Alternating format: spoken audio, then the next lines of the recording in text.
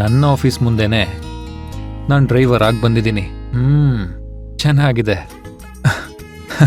ಈ ವೇಷ, ಈ ಭಾಷೆ,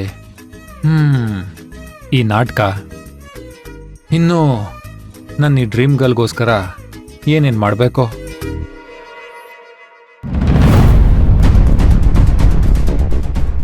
ಹಾಯ್ ಇಶಾನಿ.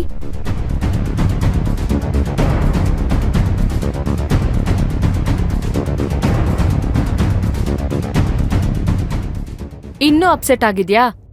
ಹೌದು, ನೀನ್ ಬಂದೆ, ಇನ್ನ ಅವನೇ ಬಂದಿಲ್ಲ.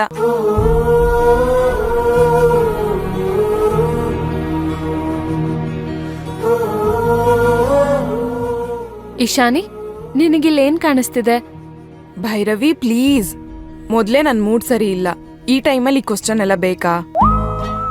ನಿನಗೆ ಜಾಸ್ತಿ ತಲೆ ತಿನ್ನಲ್ಲ.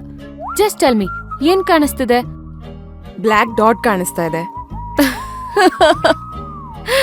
ಯಾಕೇನಾಯ್ತು? ಕರೆಕ್ಟಾಗಿ ಹೇಳ್ದೆ ಅಲ್ವಾ?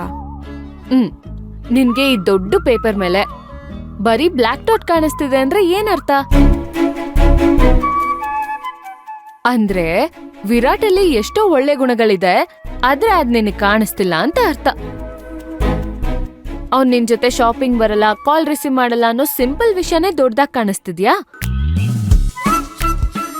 ನಾನ್ ಅಬ್ಸರ್ವ್ ಮಾಡಿರೋ ಹಾಗೆ Virat is a good person.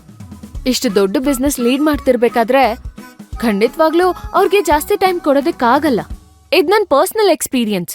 But Bhairavi, Ishani, ವಿರಾಟಿಗೂ ನಿನ್ ಮೇಲೆ ಇಂಟ್ರೆಸ್ಟ್ ಇದೆ, ಬಟ್ ಅದನ್ನ ಅವ್ರಿಗೆ ಪ್ರೂವ್ ಮಾಡ್ಕೊಳಕ್ ಆಗ್ತಿಲ್ಲ ಅಷ್ಟೇ. ನೋ ಭೈರವಿ, ನೀನ್ ಏನ್ ಹೇಳಿದ್ರು ಕೇಳೋ ಸಿಚುಯೇಷನ್ ಅಲ್ಲಿ ನಾನಿಲ್ಲ. ಇಶಾನಿ, ನೀನ್ ಅನ್ನೆಸೆಸರಿ ಯೋಚನೆ ಮಾಡ್ತಿದ್ಯಾ. ವಿರಾಟ್ಗೆ ನಿನ್ ಮೇಲೆ ಇಷ್ಟ ಇದ್ದಿದ್ದಕ್ಕೆ ತಾನೇ ಈ ಎಂಗೇಜ್ಮೆಂಟ್ಗೆ ಒಪ್ಕೊಂಡಿರೋದು. ಹಾ, ಬಟ್ ಅವ್ನ್ ನನ್ನ ಕಂಪ್ಲೀಟ್ ಆಗಿ ಇಷ್ಟ ಪಡ್ತಾ ಇಲ್ಲ.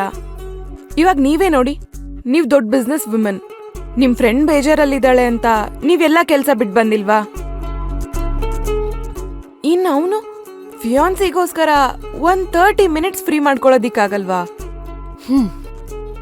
ನೀನ್ ಹೇಳೋದು ಕರೆಕ್ಟ್ ಆಗೇ ಇದೆ, ಬಟ್ ಜಾಸ್ತಿ ನೆಗೆಟಿವ್ ಆಗಿ ಯೋಚನೆ ಮಾಡೋದಿಕ್ ಹೋಗ್ಬೇಡ.